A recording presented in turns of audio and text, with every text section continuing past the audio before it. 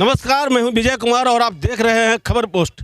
अभी मैं बेगूसराय के अतिथि गृह परिसर में हूं और यहां उप मुख्यमंत्री रेणु देवी आई हुई हैं। आज उन्होंने समीक्षात्मक बैठक की बेगूसराय में पदाधिकारियों के साथ, जनप्रतिनिधियों के साथ, बाढ़ से बचाव की तैयारी को लेकर और ज़िले में विकास की जो योजनाएं हैं उसकी समीक्षा की।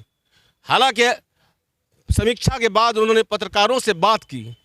पत्रकारों के लगातार सवाल से वो जूझती रही। हालांकि उन्होंने कई सवालों का संयमित तरीके से जवाब भी दिया और आश्वासन दिया कि आने वाले समय में वो सारी समस्याओं को दूर करने की हर संभव कोशिश करेंगे। मैं बता दूं आपको कि रेणु देवी जो है उप मुख्यमंत्री बिहार की, बेगूसराय के प्रभारी मंत्री भी हैं। इस कारण उन पर ज़्यादा जिम्मेदारी आती है कि जो बेगूसराय की समस्याएँ हैं उसको लेकर आज पत्रकारों ने उनसे लगातार सवाल किया। ऐसे में सबसे बड़ा जो सवाल उभर के आया कि कई नदियां विलुप्त हो रही है बेगूसराय में। शहर की जो स्थिति है काफ़ी दयनीय है। सड़कों की हालत जर्जर है, सड़कें गड्ढे में तब्दील हो गई है। ऐसे में लगातार उनसे सवाल किया जाता रहा कि बाढ़ में किसी तरह की कोई परेशानी नहीं हो, उसकी समीक्षा हम लोगों ने की है। उसके साथ साथ जितने भी हमारे विभाग हैं, हर विभाग की समीक्षा हुआ और समीक्षा के उपरांत जो बचे हुए कार्य हैं उस कार्य को पूर्ण करने की अनुमति जल्दी से जल्दी हो उसके लिए दी गई है। और जो तकलीफ है, चाहे वो कहीं जल जमाव हो रहा है शहर में या चलने में कोई दिक्कत है, कहीं नाले खुले हुए हैं, तो उसको भी जल्द काम कराने के लिए कहा गया है और किसी भी तरह का कोई परेशानी ना हो। और जो हमारा अभी कोविड-19 जो चल रहा है तो उसमें टीकाकरण ज़्यादा से ज़्यादा लगे, लोगों को टीका हो कि हमारे 18 साल के पूर्व में बच्चों को टीकाकरण हो जाए। और स्वास्थ्य की व्यवस्था में जो ऐसा लगता है कि तीसरा लहर भी आने वाला है, जैसे अनुमान हो रहा है, भगवान ना करे कि आए, लेकिन अनुमान हो रहा है, तो उसकी भी तैयारी, उसकी भी समीक्षा बैठक हुई है। और सभी तरह से हम लोगों ने कोशिश की है कि हमारे बेगूसराय जिला, ऐसे पूरे बिहार में हमारे माननीय मुख्यमंत्री जी, हम सभी लोग लगे हुए हैं कि कहीं भी कोई परेशानी ना हो। इस परेशानी ना होने के कारण हम सभी लोग मीटिंग में, जो भी प्रभारी क्षेत्र में जहाँ भी है वहाँ हम सभी लोग जा रहे हैं और समीक्षा कर रहे हैं कि बाढ़ की स्थिति से हम कैसे निपट पाएँ। अगर बाढ़ आ ही जाए, लेकिन बाढ़ की सारी तैयारी हमारी हो गई है। समस्या क्या उभर का ये जिले की?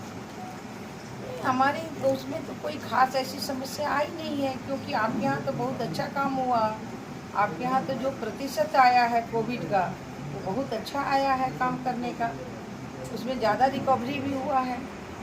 और बाढ़ की समीक्षा में जो तैयारी हमारी नाव की, चाहे तैयारी हो, चाहे किसी तरह का जो हम प्रबंध करते हैं भोजन का उनकी हो, चाहे आपका प्लास्टिक वगैरह की उपलब्धता हो, इस तरह का भी है। एनडीआरएफ का जो टीम है उसके लिए भी कहा गया है, लेकिन लोग आते हैं। गोताखोर आपके यहाँ ट्रेनिंग है, ट्रेंड गोताखोर हैं, जब भी कुछ होता है तो गोताखोर से काम लिया जाता है। तो इस तरह की सारी तैयारी में अभी तो यही मुद्दा हमारा दो था कि हमारे यहाँ सबसे पहले कि बाढ़ की में कोई किसी तरह की परेशानी ना हो। 24 घंटे में अगर कुछ ऐसा होता है तो 24 घंटे में अगर रोड पे पानी है या कुछ है, उसको कैसे हम सॉर्ट आउट कर सकते हैं, बिजली कैसे सॉर्ट आउट कर सकते हैं। इस तरह से सारी समीक्षा जो होनी चाहिए, इस तरह की समीक्षा होगी। जिले में एक मैडम है, दशकों से देख रहे हैं, लगभग 1 दशक से ज़्यादा हो गया है। बीसी स्कूल के पीछे में एक कल्याण विभाग के द्वारा बिल्डिंग 1.25 करोड़ की लगभग लागत की बनी थी और अभी तक वो हैंड ओवर किया नहीं गया है। लगभग 14 वर्ष से ऊपर होनी चाहिए। इस पर क्या कहेंगे? देखिए, इसकी जानकारी मुझे नहीं थी, आपने जानकारी दिया है, उसको जांच करके जल्द से जल्द शुरू कराने का काम करेंगे। शहरी क्षेत्र विकास का क्या समीक्षा करेंगे? शहरी क्षेत्र में विकास का कार्य चल रहा है। आज आपके यहाँ जो शहर में कहीं भी जाने लायक साइकिल सुविधा रास्ता नहीं है मैडम, उसमें अभी आपके शहरी क्षेत्र में बुडको द्वारा जो नल जल की योजना चल रही है, उस योजना की समीक्षा में हमने स्पष्ट कहा है कि नगर विकास आयुक्त को, और इसलिए उनको ये भी आदेश दिया गया है कि बुडको का कोई भी संवेदक हो वो जल्द से जल्द उसको पूरा कर उसे भरपाई करे कि लोगों को कोई दिक्कत नहीं हो, क्योंकि जो संवेदक है वो चारों तरफ जो नाले की तरफ बना के पाइपलाइन नहीं गिराया है, जिसके कारण दिक्कत हो रही है, उस दिक्कत को समाप्त करने की हमने उसे आदेश दिया। ये मैडम कोरोना से मौत पे ये सरकार ने 4 लाख रुपये मुआवजा की घोषणा की है। पिछले साल 33 लोगों की मौत हो गई थी, उसमें ये इस साल का छोड़िए, उस साल भी सिर्फ 25 लोगों को ही ये भुगतान हो चुका है। देखिए, कोरोना में जो मानक है, जो भारत सरकार का मानक आता है, और वो पहले सीएम कोष से, सीएम राहत कोष से मिलता था, और सीएम राहत कोष में अगर उस मानक के अनुसार आरटीपीसीआर और एंटीजन में जो पोर्टल पर ये जिला प्रशासन की रिपोर्ट है, ये जिला प्रशासन सुनिए जो है उसे हम लोगों ने पूरा किया है, और जिसका अगर कुछ बाकी है तो उनके जो परिवारजन हैं उन्हें निश्चित रूप से मिलेगा।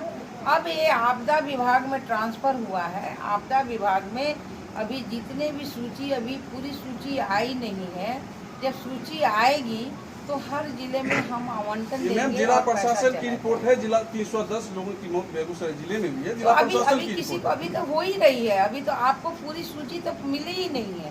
पूरी सूची अभी मिलने दीजिए।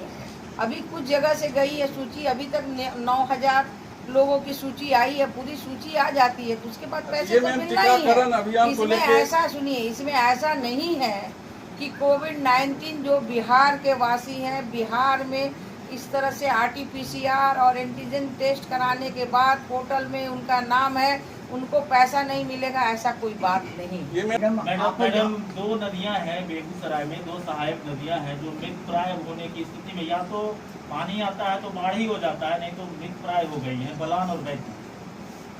देखिए, बलान और बैकी की जब बात है, अभी तो वर्षा का समय है, आपने इस पर ध्यान आकृष्ट कराया है, तो निश्चित रूप से हम लोग बरसात के बाद उस पर चिंतन करेंगे कि किस तरह से उसको ठीक किया जा सके, जिसका अस्तित्व बना रहे और लोगों की सिंचाई में वो काम आ सके। मैडम, छोटा सवाल एक है।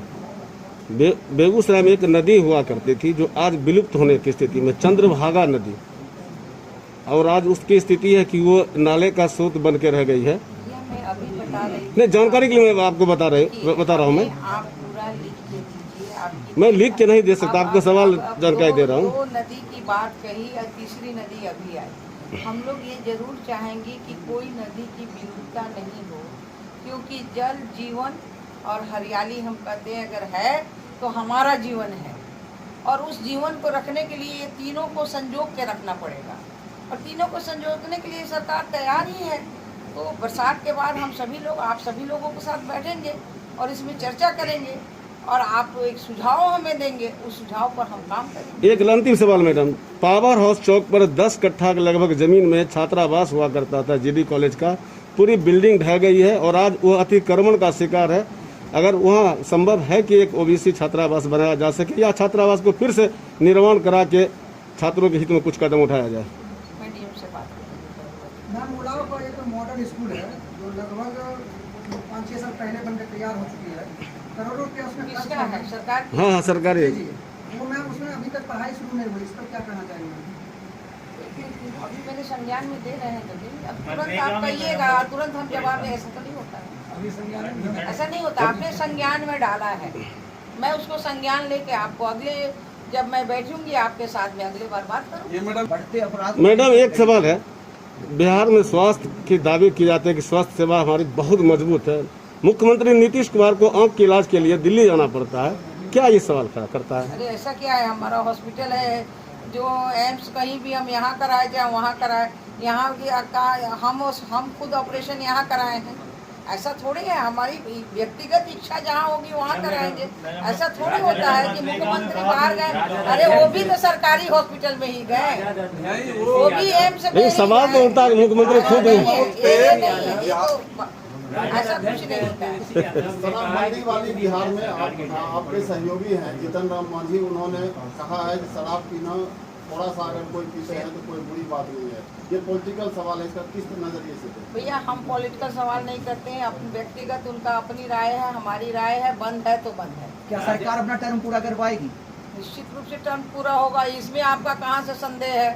5 साल सरकार चलेगी, जब जनता ने बहुमत दिया है तो उस बहुमत का कुछ वो तो बस बोलते ही रहने दीजिए, वो उनको बोलने की आदत है, इसलिए हमें उस पर नहीं है। मेरा विश्वास है, हम सभी एनडीए के लोगों ने जिस विश्वास के साथ में सरकार बनाए हैं, निश्चित रूप से उसको 5 साल पूरा करेंगे और जो हम लोगों ने वादा किया है काम का, वो भी काम करेंगे। चलिए, अब ये अंतिम सवाल, आप लगातार आते रहेंगे, अब प्रभारी मंत्री पहली बार इतना दिन में आई है। निश्चित रूप से प्रभारी मंत्री क्या, आज मैं तो पहले भी खगड़िया जिला की प्रभारी मंत्री रही। थाना पे एक औरत को दलित किया जा रहा है, रोड पे ही कहीं कुछ नहीं सुन रही है, फोन कर करके थक रहा है।